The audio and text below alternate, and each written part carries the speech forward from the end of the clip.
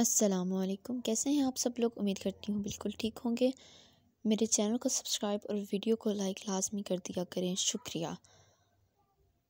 मेरी उम्र 36 साल है। मेरी लव मैरिज हुई थी। हम क्लास फेलोज़ थे और एक दूसरे को 6 साल से जानते थे। हम बेहतरीन दोस्त थे। दौरान तालीम ही हमने फ़ैसला किया था कि मेरे शौहर की जॉब में सेटल होने के बाद घर वालों की रजामंदी से हम शादी कर लेंगे। मेरे शौहर की जॉब के बाद हमारे घर वाले मिले और हमारी शादी हो गई। अल्लाह ने हमें एक बेटे से नवाजा। मुझे कॉलेज के ज़माने से ही अंदाज़ा था कि मेरे शौहर मिजाज के तेज़ हैं। इन्हें गुस्सा जल्दी आता है, लेकिन साथ रहने पर अंदाज़ा हुआ कि जब भी इन्हें गुस्सा आता है हमारा झगड़ा होता है। मुझे हमेशा ये फ़ील होता कि वो मुझे कंट्रोल करने की कोशिश करते हैं। जब भी झगड़ा ज़्यादा होता मैं अपने बच्चे को लेकर मेके चली जाती। मेरे मेके वाले मुझे सहारा देते, तसल्लियाँ देते कि इसने तुम्हें क्या लावारिस समझ रखा है। मेरी बहनें फ़ोन पर मेरे शौहर को बेनकत सुनाती। बहरहाल सुलह सफ़ाई हो जाती और मैं घर आ जाती। लेकिन ये बात हम दोनों जानते थे कि हम दोनों एक दूसरे से प्यार करते हैं और मैं अपने शौहर को कभी नहीं छोड़ना चाहती। लेकिन हर झगड़े के दौरान इन्हें ये ज़रूर कहती कि अगर मुझे छोड़ना है तो छोड़ दें। मुझे इल्म है कि ये सब मैं सिर्फ़ अपनी अना को बुलंद रखने के लिए कहा करती थी। एक बार हमारा झगड़ा इतना बढ़ा कि उन्होंने पहली बार मुझ पर हाथ उठाया और घर से निकाल दिया।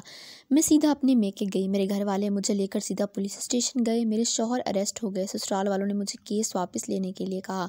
मेरे शौहर ने मुझसे माफ़ी मांगी और कहा कि आइंदा ये सब नहीं होगा। मैंने केस वापस ले लिया और वापस अपने घर चली गई। 3 माह बाद हमारा फिर से झगड़ा हुआ और मैं हमेशा की तरह बच्चा उठाकर अपने मेके चली गई। 2 दिन बाद मुझे खबर मिली कि मेरे शौहर अस्पताल में हैं। मेरे घर वालों ने मशवरा दिया कि देखने जाने की कोई ज़रूरत नहीं, बल्कि मेरी बहनों का कहना था कि ये सब ड्रामा है, तुम्हें इमोशनली ब्लैकमेल करने के लिए। वो 1 हफ़्ता अस्पताल में रहे। ना मैं मिलने गई और ना ही कॉल की। कुछ दिनों बाद मुझे तलाक का समन मिला। मुझे तलाक नहीं चाहिए थी। मुझे अपने शौहर से मोहब्बत थी। मैं अपना घर ख़राब नहीं करना चाहती थी, लेकिन मेरी अना आड़े आ रही थी। मुझे लगा कि तलाक का मना करके मैं नीची हो जाऊँगी। मैंने इन्हें कॉल की कि जब चाहें तलाक ले लें। मैं भी इस जहन्नुम में नहीं रहना चाहती। कोर्ट में हमारा केस आसानी से निपट गया। मेरे शौहर ने मेरी सारी डिमांड्स, बच्चे की कस्टडी और ख़र्चा देना कबूल कर लिया। इनका कहना था कि वो मेरी सब बातें मानने के लिए तैयार हैं, इन्हें सिर्फ तलाक चाहिए। इस तरह जुलाई 2009 में हमारी तलाक हो गई।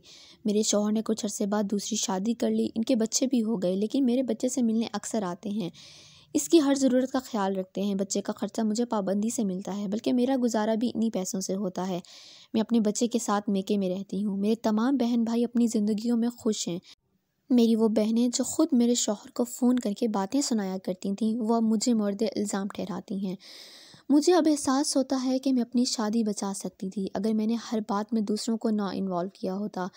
कभी कभी हमारे खैर ख्वाह ही हमें डबोते हैं। मैं अभी भी ये नहीं कह रही कि मेरे शौहर या मेरी गलती नहीं थी, लेकिन हमारे झगड़े इतने बड़े नहीं थे जिनकी वजह से तलाक ली जाती। ये मेरी दरख्वास्त है सारे कपल से कि जहाँ तक हो सके अपने मामले खुद निपटाएं। आपका खुद से बढ़कर कोई खैर ख्वाह नहीं होता। कहानी अच्छी लगी हो तो चैनल को सब्सक्राइब और वीडियो को लाइक लाजमी कीजिए।